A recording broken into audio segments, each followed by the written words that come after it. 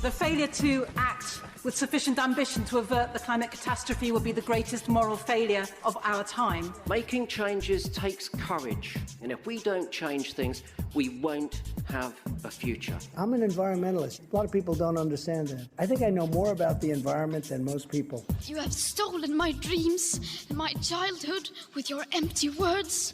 Change is coming, whether you like it or not. Zero carbon. East off.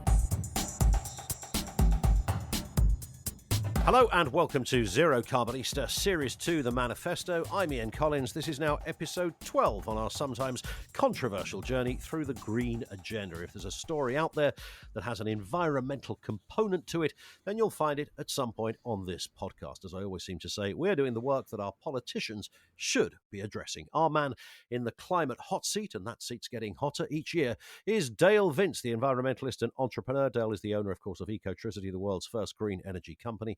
He's also the chairman of Forest Green Rovers. Morning, Dale. Yeah, morning, Ian. And we'd be failing, like fools, frankly, not to start with this. On the great environmental issue of our time, perhaps the greatest issue facing humanity, Britain was the first major economy in the world, let alone the EU, to place upon our own shoulders a legal obligation to be carbon neutral by 2050. That will require thought and effort and change. So, Del, I mean, that's it, really. This podcast is over. And when we got to episode 12 on the second series, there's no more work to be done because Boris Johnson has sorted it all out. Absolutely. Not just 1 point, he's got 10 points. Swampy Johnson and his 10 pointless green plan. Yeah. What's he not addressing then? Reality. Everything? Yeah, I mean, it's a joke, isn't it? It's 4 billion of new spending. The other 8 has already been promised. It's a bunch of stuff that is either already promised or costs the government nothing or achieves nothing. That's how I would sum it up. It's a pile of crap. What about the big headline, and I know that this shouldn't be the big headline, but it's the headline that politicians like. Politicians like something that people will write about. And the minute you mention electric cars, of course, everybody takes notice because it's tangible. It has a knock-on effect. The man in the street understands it. And Boris wants to go down as the bloke that essentially was responsible for the electric car revolution. Now, that's a tiny component, of course, important as it is. It's a tiny component of the wider environmental challenges we face. So there's that. But he has brought the date forward by 10 years. But all he's really doing is hiding behind the industry itself, which most car manufacturers have penciled in that date or a sooner date to actually stop making those cars. This is not a bold new direction or instruction from the government. This is just reflecting the writing on the wall. New cars with combustion engines won't be available by 2030 in any event. It's got nothing to do with this government. It's presentational over substance, I would say. And, the offshore wind power announcement, that was made 2 weeks ago. So it's been recycled into this green plan, which of course is on message, at least recycling. Got to love that. But offshore wind also costs the government no money, so there's no financial contribution being made here.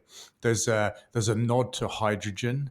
I think a couple of $100 million is going to be spent on that, and a couple of $100 million on carbon capture and storage, which is a futile sum of money for a completely futile concept that we can keep burning fossil fuels because we can capture the carbon at the exhaust pipe of the power station. I mean, the economics are so challenging to do that, which is why it doesn't exist at scale anywhere in the world.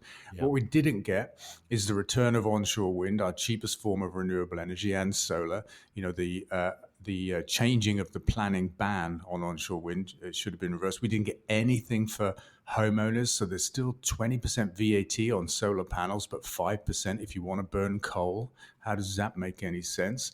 It's just a pile of nothing. You're so cynical now.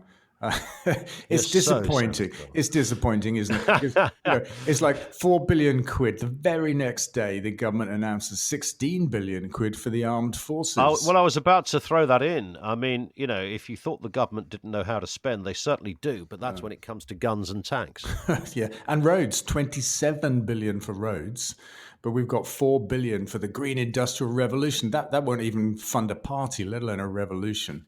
Yeah. What's the one thing, if he could have done one thing that would have meant that the cynical and skeptical Dale Vince would have come to this microphone this morning and said, wow, I've changed my mind about Boris Johnson and his everything about his environmental credentials. What one thing should he have said that would have made you think? I've got a small handful of things. So he should have banned new fossil fuel power stations right now, straight away. That is inexcusable that they still have preference in the planning system over renewable energy. He should have unbanned onshore wind, and he should have brought in a package of tax breaks, like just taking away VAT, for example, for home owners that want to install energy efficiency and renewable energy devices. I mean, this is the way to enable and encourage people to do the things they need to be doing. Just those three things, I would say. Ban fossil fuels, enable onshore wind to come back, and start taking taxes off renewable energy and energy efficiency devices, because these are exactly what we need. And you have to assume that those things were on the table. I mean, somebody, this wouldn't be new news. They must have had these options there. And for some reason, he or his handlers decided this was unpalatable stuff. I'm thinking maybe, somebody in their kind of dreamy, verdant, several acreage of land being a bit pissed off about the idea of windmills. Yeah, maybe. I was thinking yesterday, maybe I should send him a copy of my book and just say, look, Boris, have a read of chapter 13, because all of the answers are in there, actually. And there's some super simple stuff to do. Just take VAT off solar panels, for example. Oh, my God, just to level the playing field, because at the moment, all taxes and subsidies and planning regulations are tilted in favor of fossil fuels and the bad way of doing things. And this government, every government, actually, but this one right now has the opportunity to change that. Okay, well, talking of other governments, is this man going to make the difference? Nothing gives me more hope for the future than seeing my 5 grandchildren challenge expectations. They see breakthroughs in technology we can't even yet imagine. But the only way they're going to get a chance to fulfill all that potential is if we take drastic action right now to address the climate disaster facing the nation and our world. So there it is. Joe Biden, he is the president-elect, despite the fact that the current president says he isn't. But senior Biden advisor set for key role has ties to oil and gas companies, say climate activists. Is Joe Biden going to be good for the climate agenda, Dale, or do you think it will be much reverting to the status quo? Well, if the status quo is Donald Trump, then no. If you mean the status quo before Donald Trump, I guess that's possible, but I hope not, and I think not. I think he'll be an improvement, at least on that. He'll be a massive improvement on Donald Trump.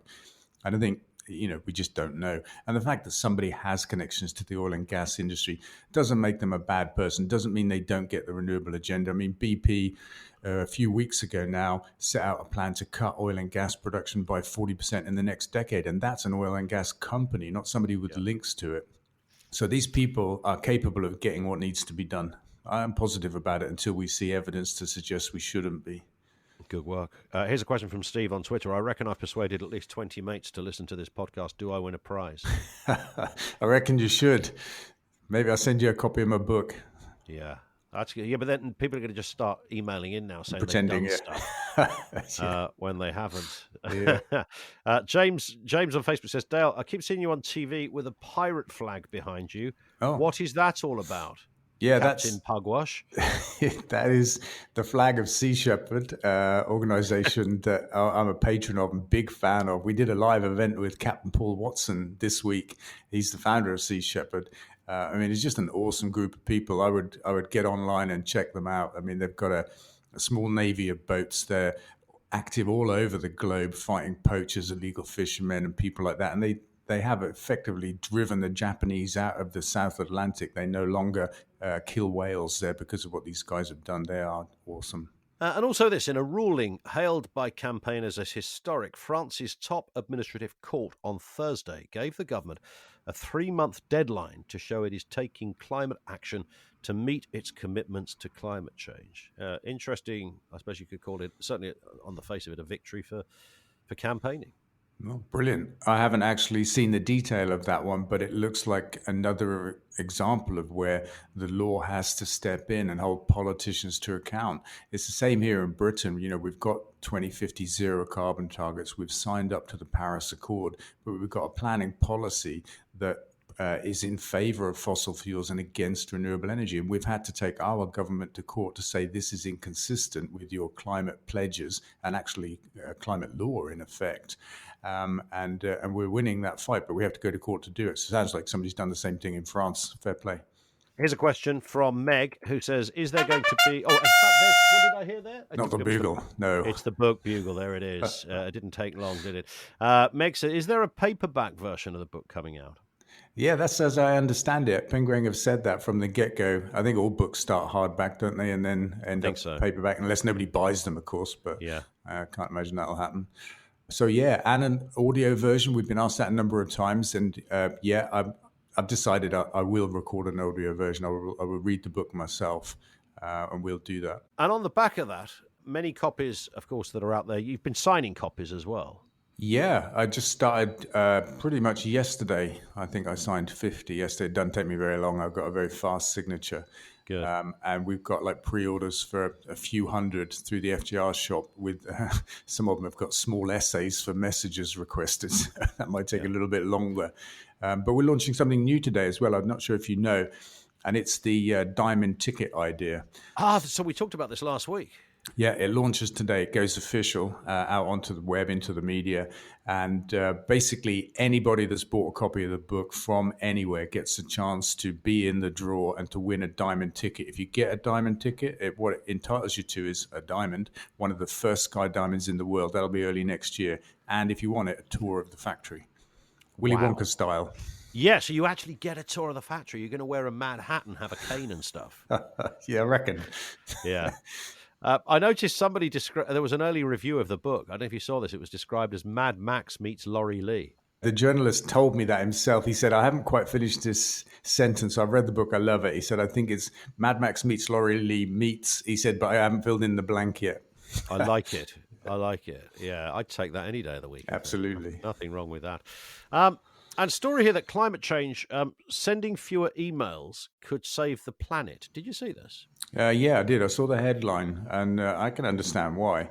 And I get too many emails, actually. I probably deal with about 200 a day. So I'm all for it. It might save me some brain cells as well as a bit of the planet. Is it about electricity or something else? It must be about electricity. It must be about the energy used to power data servers and the internet.